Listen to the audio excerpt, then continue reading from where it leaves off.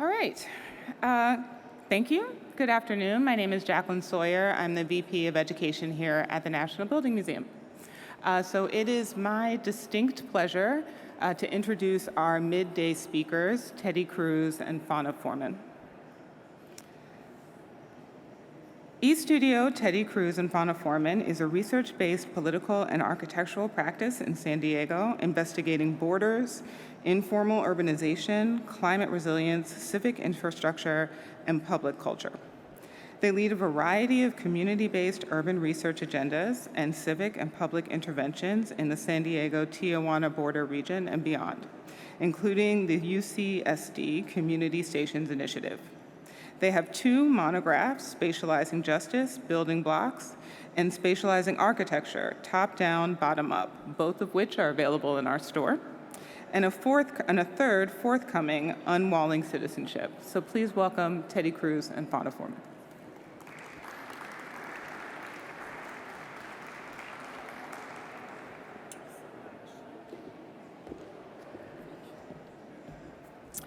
Hello, everyone. Thank you so much for this wonderful invitation. We're honored.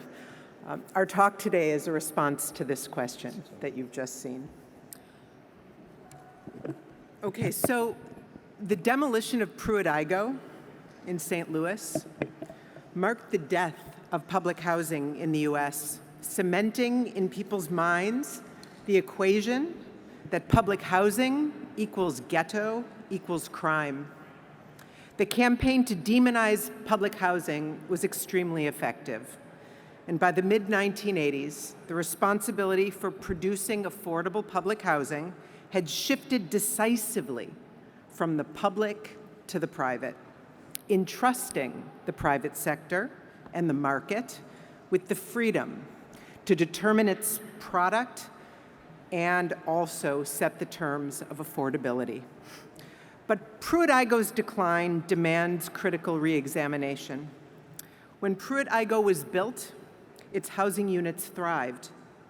They were equipped with social services and economic support systems sustained by progressive taxation and public policy.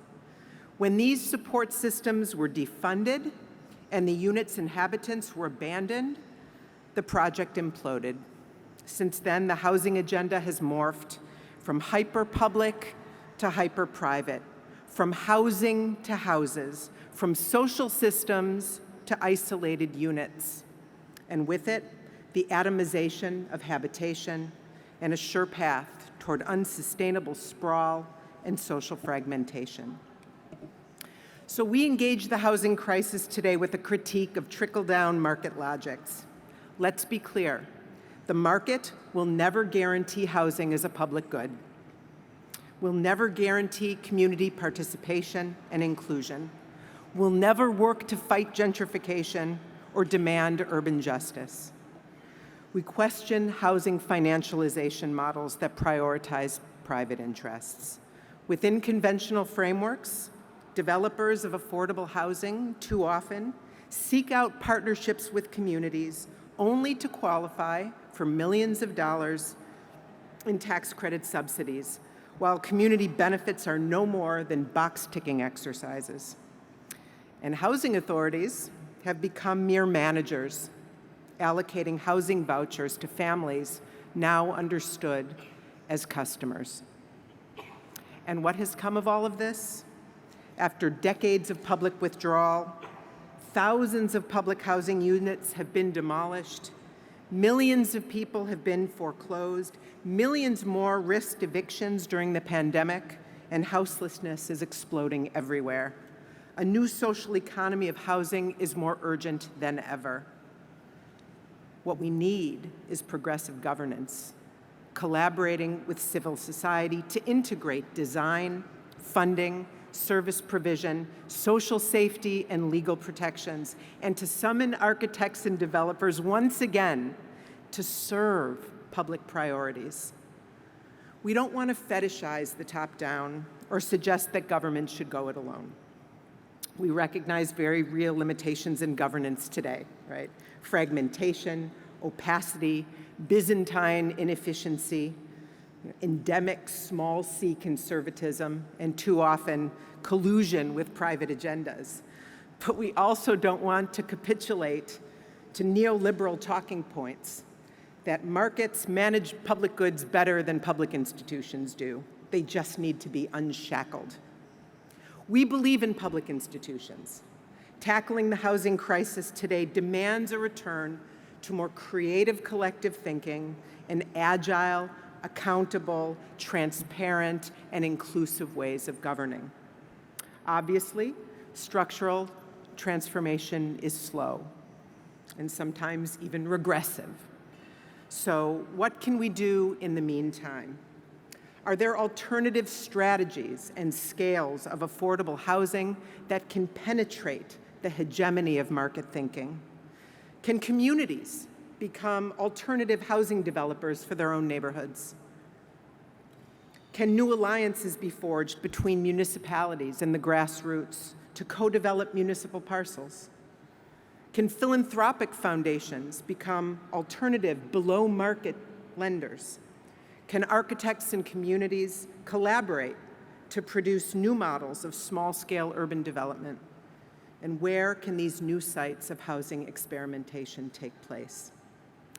These questions have provoked our work in San Diego, Tijuana, where border neighborhoods have become laboratories for inclusive social housing. Today, we will share two projects that we've built on both sides of the border wall. We've designed a new financial pro forma for community-owned housing, co-developed between communities and our public university, the University of California, San Diego, leveraging the social capital, financial resources, and programmatic capacities of both.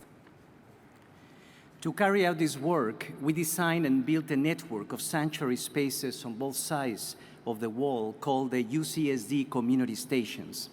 Here, universities and communities meet to share knowledges and resources and collaborate on research, dialogue, cultural and educational activities, and participatory urban design projects, including social housing and environmental infrastructure.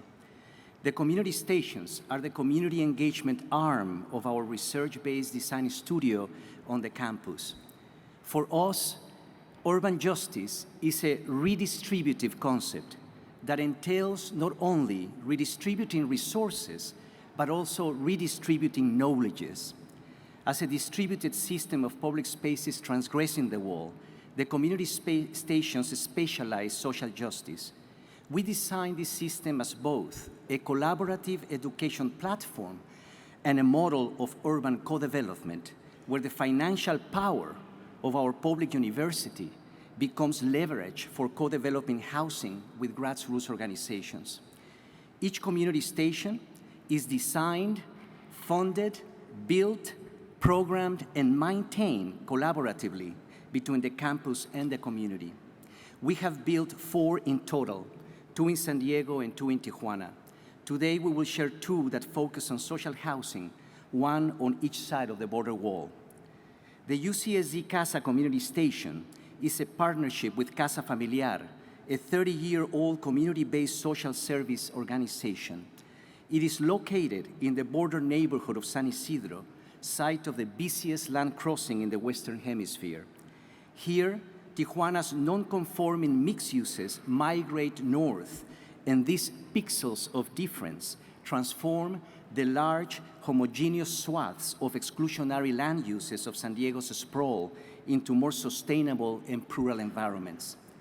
And when Tijuana's confetti of non-conforming land uses hits the ground north of the border, it alters existing mono-use parcels across inner city neighborhoods, pixelating them with social, economic, and cultural complexity.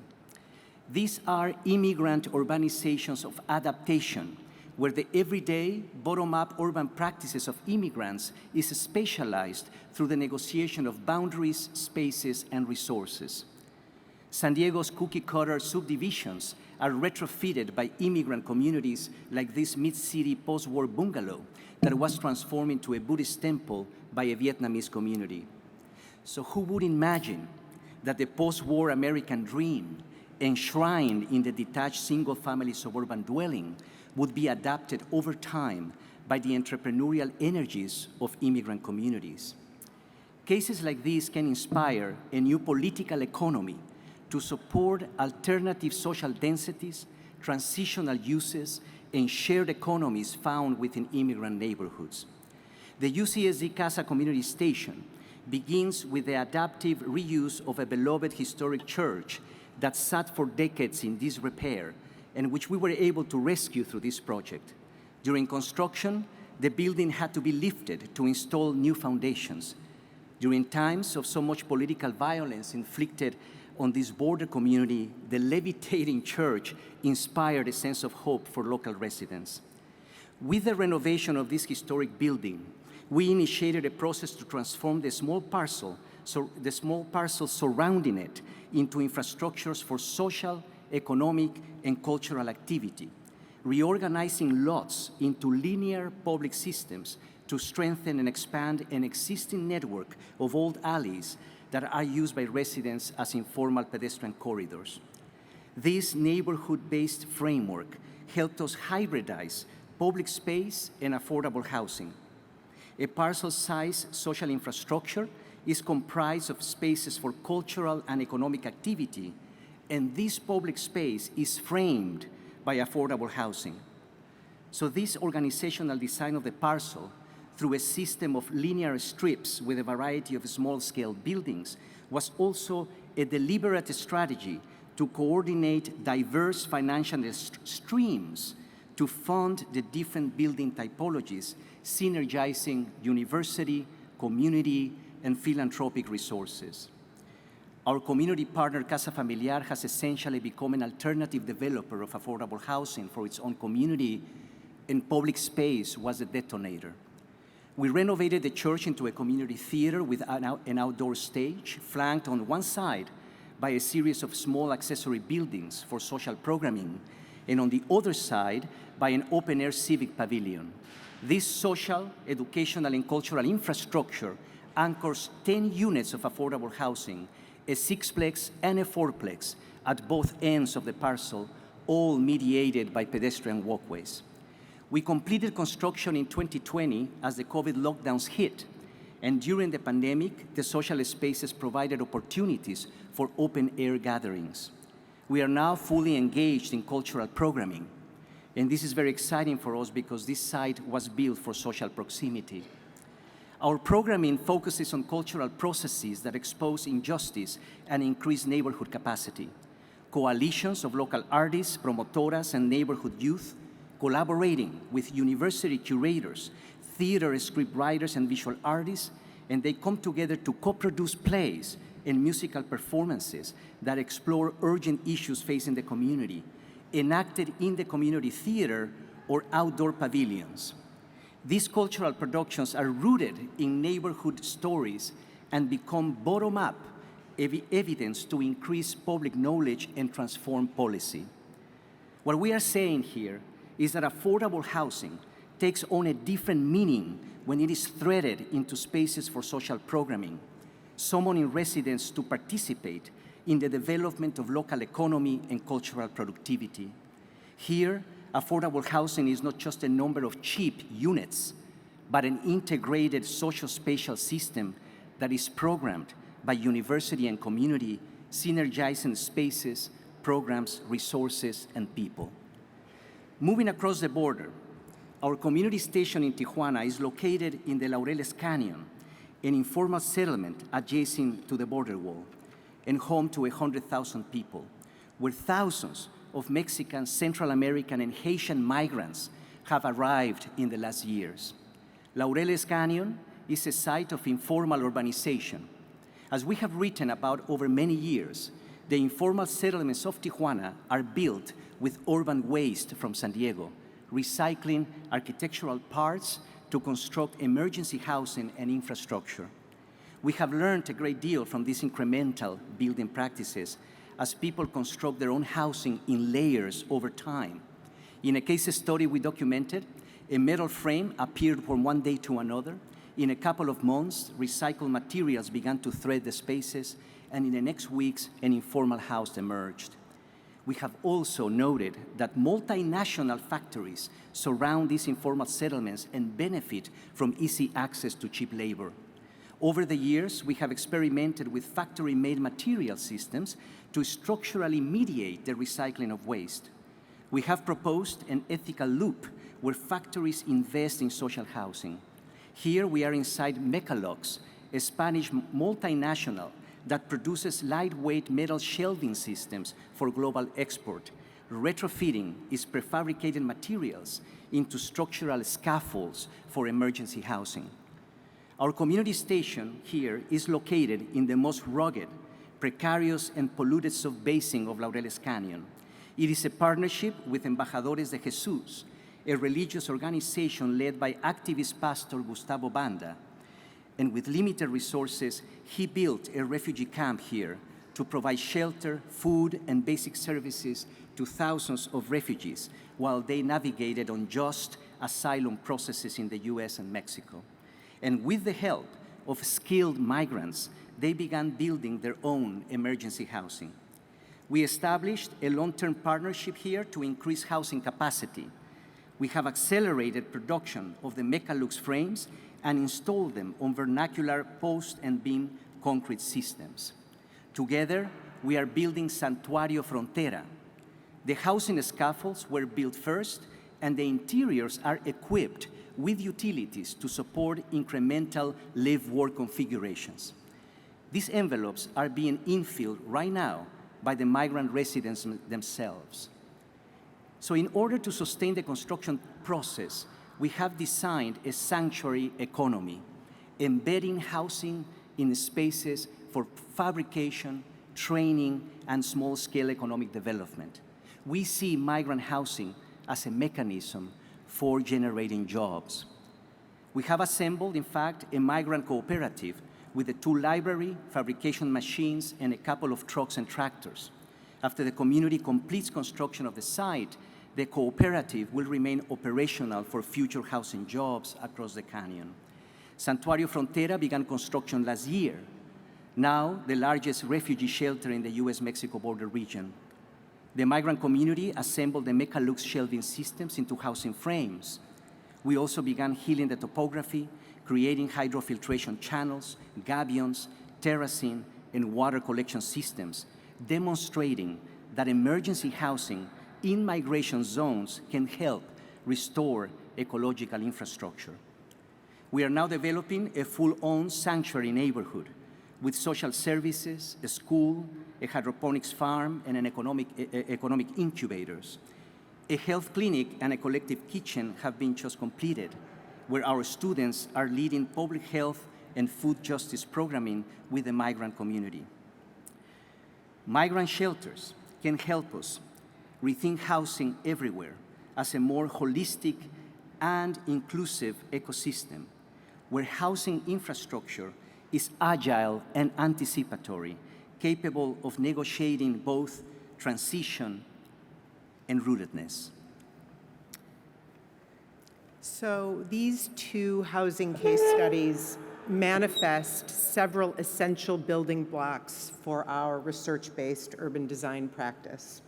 We'll end our talk with a few provocations from our new 2-volume monograph with MIT Press. To begin, in conditions of poverty, housing needs to be embedded in social, cultural, and economic infrastructure. In other words, we must rethink affordable housing from autonomous units into relational social systems.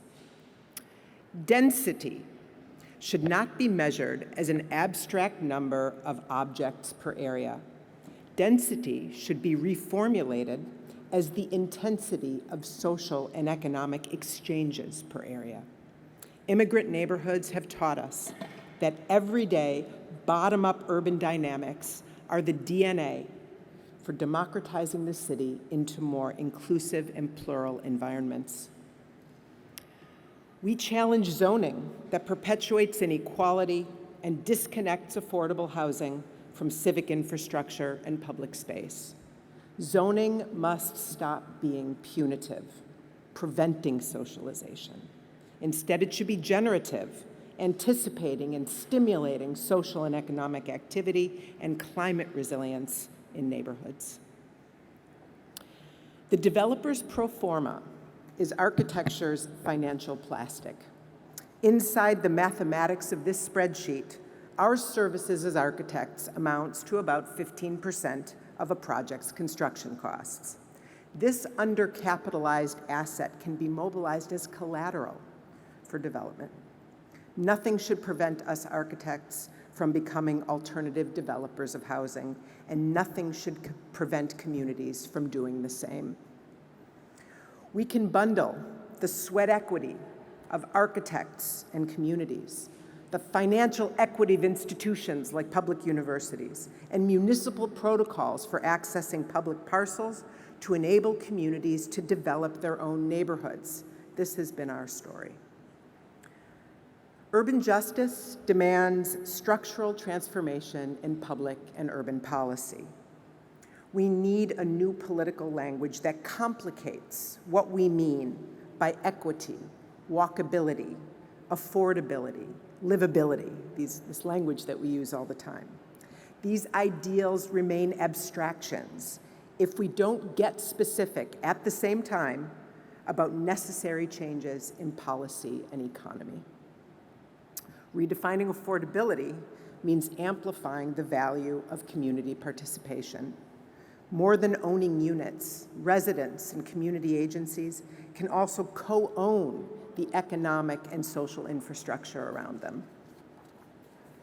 In the end, the American dream of private property ownership becomes irrational in conditions of dramatic structural inequality. We need to rethink the conditions of ownership in the US and recuperate tools for community-based development, like United Housing Federations and community land trusts that can safeguard long-term affordability and prevent social displacements that are produced by market fluctuations. Let's pierce the horizon of privatization by promoting new social housing coalitions and partnerships, lifting up other civic actors in the development process, and in the end, demanding genuine long-term community benefits. Thank you so much. Thank you.